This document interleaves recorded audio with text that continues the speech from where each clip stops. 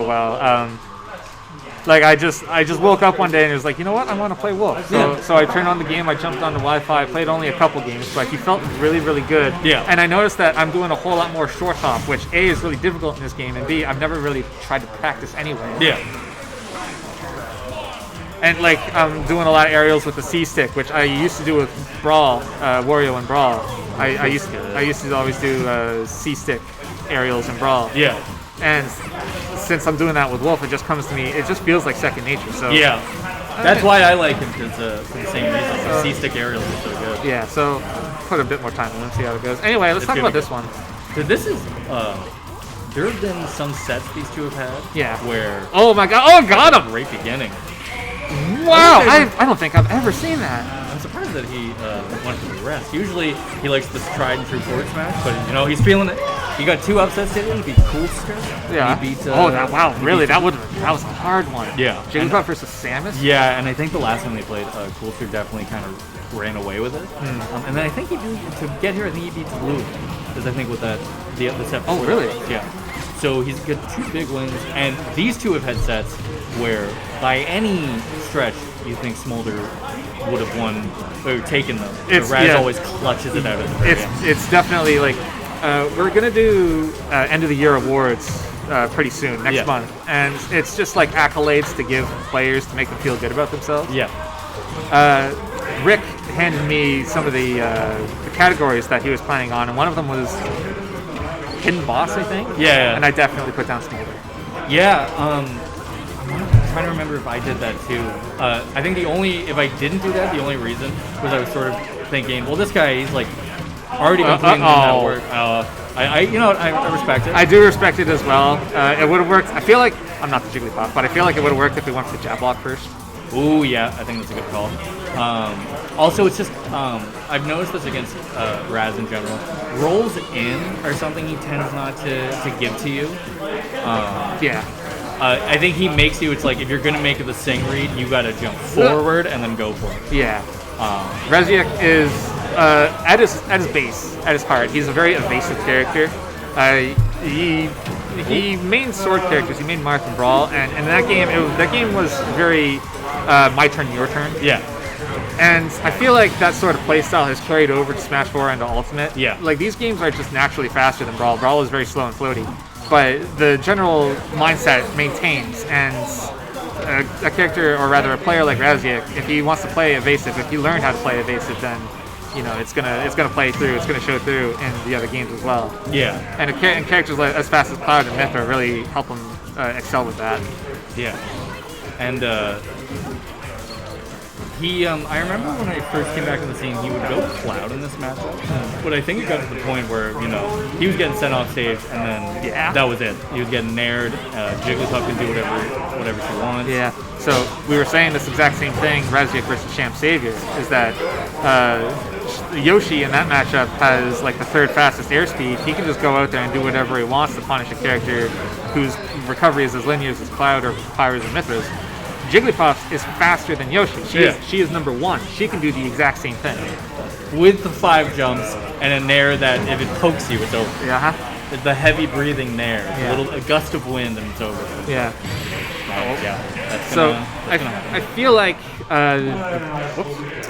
I feel like the big reason we're resetting some controllers.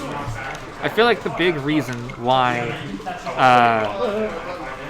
Raziek is preferring Aegis in this matchup over Cloud is strictly for the kill power. Yeah. Because Cloud has a lot of kill power, don't get me wrong, especially if he has limit. But Mythra, or rather Pyra, can hit Jigglypuff with a back air at 80 and she explodes. Yeah. And Cloud's back air is big. Pyra's back air is big. It's big, and it sends her at an angle where it's curtains for Jigglypuff. Like Jigglypuff does not mind getting sent sideways. She's one of the few characters that prefers getting sent sideways over upwards. Yeah, and the thing is all of Cloud's kind of main kill options, like the up smash and the dash attack, way too committal. Yeah. And if you miss it, then you're gonna get punished pretty hard.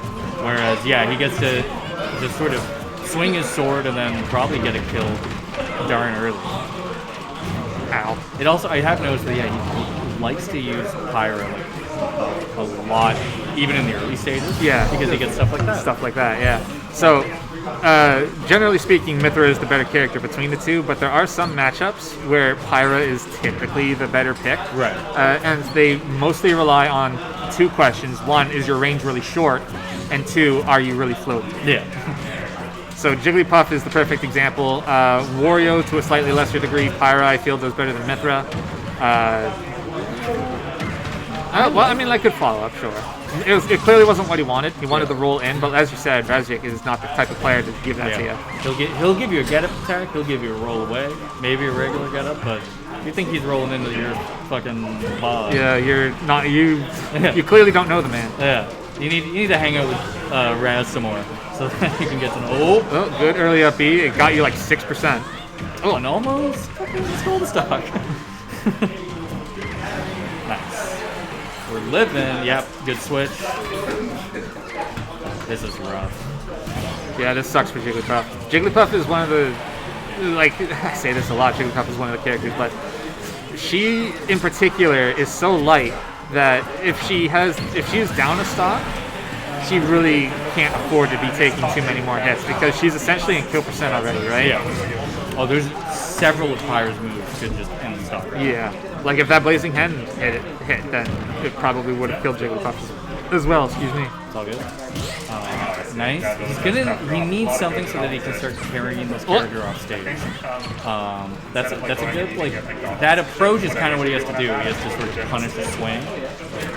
Yeah.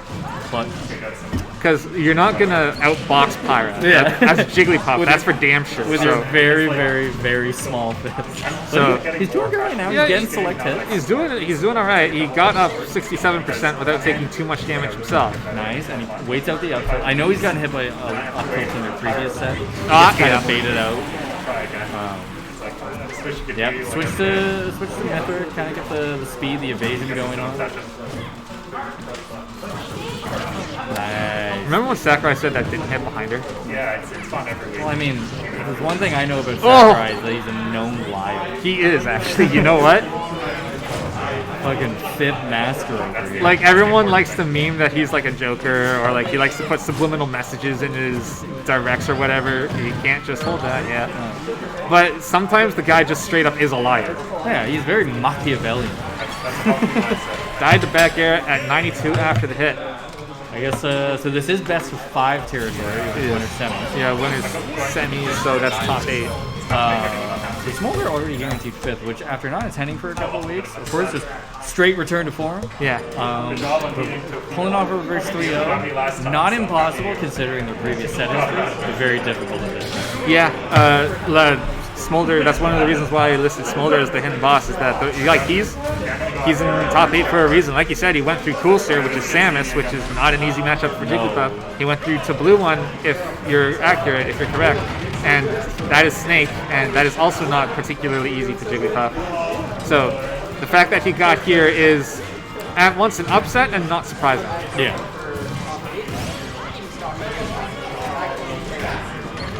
I feel like, I don't know, like I said, I'm not the Jigglypuff main, but I feel like maybe going back to the stage you lost on twice in a row is maybe not the call. Well, as the most stubborn player in the history of Smash Nova Scotia, I totally understand and respect his decision. Yeah. Oh, good match. Oh yeah, I'll never hold the L until the set is over. I'll never be like, alright, fuck it, we'll go to another stage. I'll be like, no, let's go back. I'm like, Colin, it's a 70-30 matchup on this stage. I'm like, alright. If I win, I get the bracket. Oh. That was an explosion. Yeah. Yeah, he should have went for the double jump. There was a 50-50 option. Back air, we'll take it. All right, yeah. So speaking of back airs that explode people, Jigglypuff. Visually not as exciting. No, not really. It's just a big old boot, but it'll explode people. Good job holding the shield. Yeah. So you're not going to want to use your shield for this? For a little bit, yeah. Oh. I think what'll be a really big game changer, aside from, neutral interactions and that sort of thing, is just Smoulder figuring out the kind of combo ladder for this character. Yeah. Because it feels like sometimes, this requires like an extra jump, or it requires a different move, or spacing, or something like that. And it feels like opportunities could present themselves, but if you don't know them, you can kind of only improvise something. Right.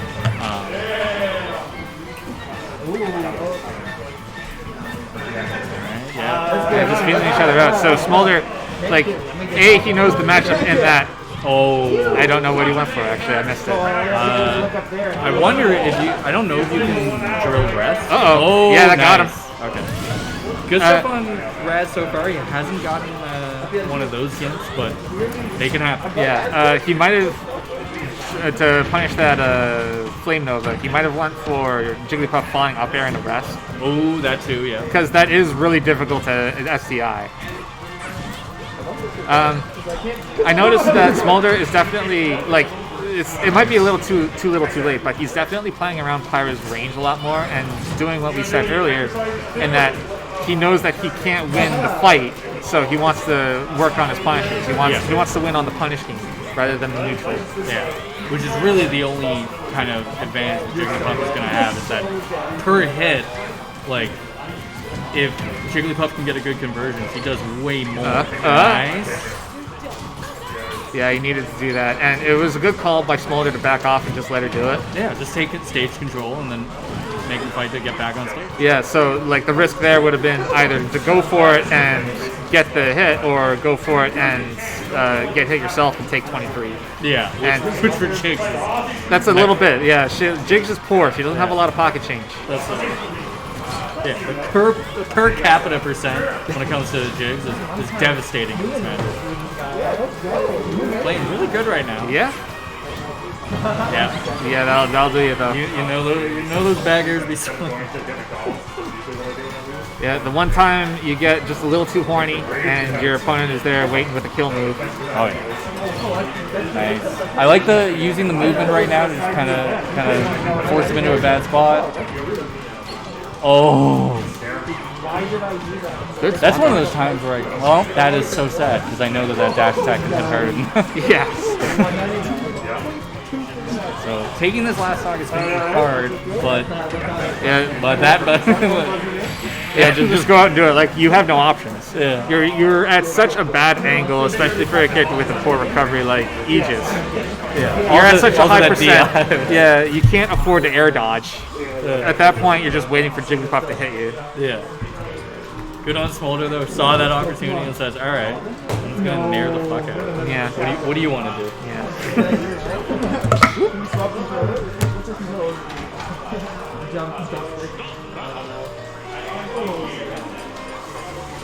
Trying it again. It does make sense. The problem is that if Smoulder wins this, I can no longer give him the hidden boss title, because he'll just be the boss. If he wins the set? It'll be well known, well documented. I don't know. He has to win the tournament for me to call him a boss.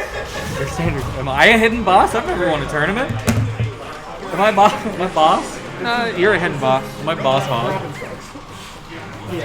Going to FD, I wonder what the advantage is, FD versus small battlefield, for Aegis specifically. This is Raziek's counter pick. That's a good question. I guess it's just because you can kind of control exactly where Jigs is going to be drifting. That's true. I mean, if Jigglypuff is in a disadvantageous position, then she has two options. She either goes to the stage or she goes to ledge. Yeah. Whereas if there are platforms, then she at least has one more. I wouldn't be surprised if maybe if you're catching like the landing of Jigglypuff after the jumps are used, if we start seeing more dash attacks or just like a slightly more committal option. Yeah. Because it feels like he's just trying to drain the options that the character can use. Oh, right. And like it is clearly working out. He's taking 2% and he's taken Smoulder's first stock already. Yeah, playing really well right now. That was a bit of a reach. But he did get away with it. He just, Mithra specifically, she likes to cheat on her FP. Yeah, I don't care for it. But Jig down throw this known liar and fascist Sakurai decided that we should have it this way. So. Known libertarian Sakurai. Yeah. Oh, that took a jump. Known Ron Paul voter Sakurai. Sakurai, known for quoting Ayn Rand as Fountainhead. Yeah. Yeah, that's it. Yeah. who is John Galt, word for word, the entire 250-page speech. That's it. He really just like identifies with objectivism, and it's okay. You know what, people? It's really sad that Sakurai lost all his money in Bitcoin. But, I mean, Yeah, that got him. Yeah. All right, so 60%. just like Raz lost that stock. There. Yeah. It's a real Bitcoin stock we saw there. Really inflated numbers, and that's gone. All right, so 74%. Like, at some point, it gets to the game gets to where, like, for Jigglypuff, it honestly doesn't matter. You're gonna die to pretty much anything, whereas you only need 1 or 2 versus your opponent. Oh, got him. Okay. Exactly what I meant. Like, you got 1, and then you converted it into a kill. Yeah. Whereas Mithra, or Pyro specifically, really only needs to hit Jigglypuff once. We got a fair read the roll to a down air, which led to all the beautiful things that you got to see. Yep. So again, yeah, this matchup is so dependent on if the Jigs is able to kind of get the most bang for her buck. That was an excellent call out on the up B. Yeah. Knew he wasn't going to be able to extend that combo a little bit, so backed up, waited for Raziek to up B. Didn't get the punish, unfortunately, because Sakurai's a libertarian. Yeah. But doesn't change the fact that he got the call out. Yeah. With some real social democrat space, and Smoulder was able to avoid that.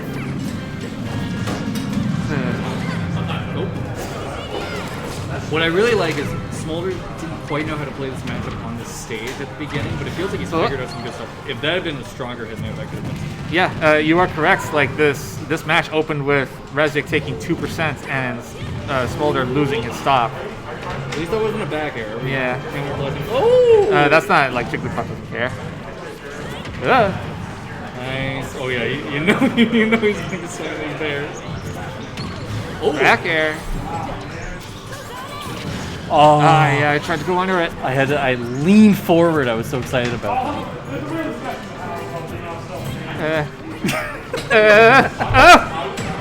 Back air. it. Really? Hit her my with the God, bag how air. is he finding the bear? Nice. Oh no, technical! Oh, what a great tech. Smolder right now. The double nothing. Yeah, that got it. Yeah. What a tech. That was incredible. Oh, I thought we were only going to see him go down. I thought it was going to be down air and then just explosion. I knew that the possibility